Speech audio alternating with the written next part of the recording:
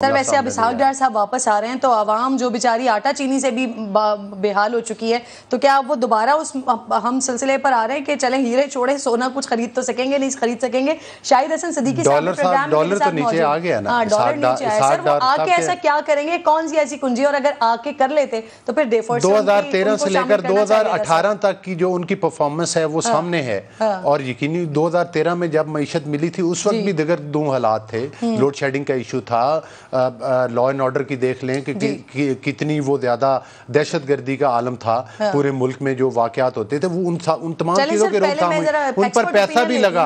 Dollar साहब भी आए हैं, फिर आपकी बात डार साहब आए हैं, डॉलर भी नीचे जा रहा है। ठीक है सर, मैं बहुत शुक्रिया शाहिद साहब, अस्सलाम वालेकुम। सर ऐसा क्या करने वाले हैं इसहाक डार साहब आकर पाकिस्तान में कि पूरी मुस्लिम लीग नून की ऑलमोस्ट नजरें लगी हुई थी, लोगों के अंदर जो है वो एक ये सोच थी कि जो मिफ्ता इस्माइल साहब नहीं कर पा रहे हैं वो इसहाक डार साहब आएंगे और वो करेंगे। तो अब ऐसा क्या कर सकते हैं इसहाक डार साहब जो मिफ्ता इस्माइल साहब नहीं कर सके थे? सर बहुत शुक्रिया आपका।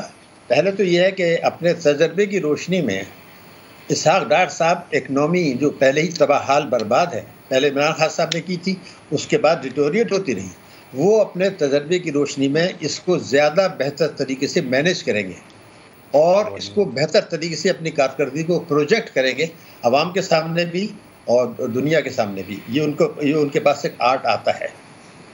तीसरी बात जो उनके फेवर में जा रही है वो ये है कि अभी जो सैलाब की तबाहकारियाँ आई तो हमने देखा अक़वाम मुत्तहिदा से लेकर तमाम दुनिया में ये शोर हुआ कि पाकिस्तान को नुकसान हुआ है और उनका एक हमदर्दाना रवैया है।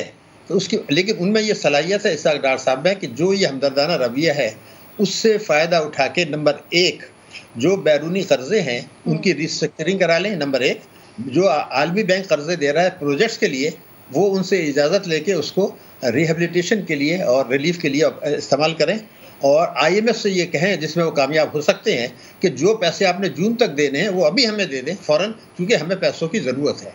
इसमें वो और दोस्त ममालिक जिन्होंने हमसे कमिटमेंट्स किए थे वो अभी तक तो पीछे हटे हुए हैं, उसमें उन्होंने पूरे नहीं किए, तो वो उनमें ये शायद ये काबिलियत मौजूद है कि वो उनके से भी मामला तय करके पैसा हासिल कर लें। इसका क्या मतलब होगा?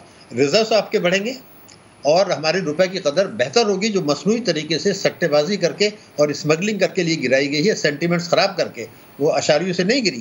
तो ये उनको सूरत हाल मिली। नंबर एक जो उनकी मुश्किलात हैं वो ये है कि उस वक्त पहले दौर में उन्होंने स्टेट बैंक पर असरअंदाज होकर रुपए की कदर को मुस्तहकम रखा, कम रखा, डिस्काउंट रेट को कम रखा, नतीजतन महंगाई 4% थी जो आज 27%।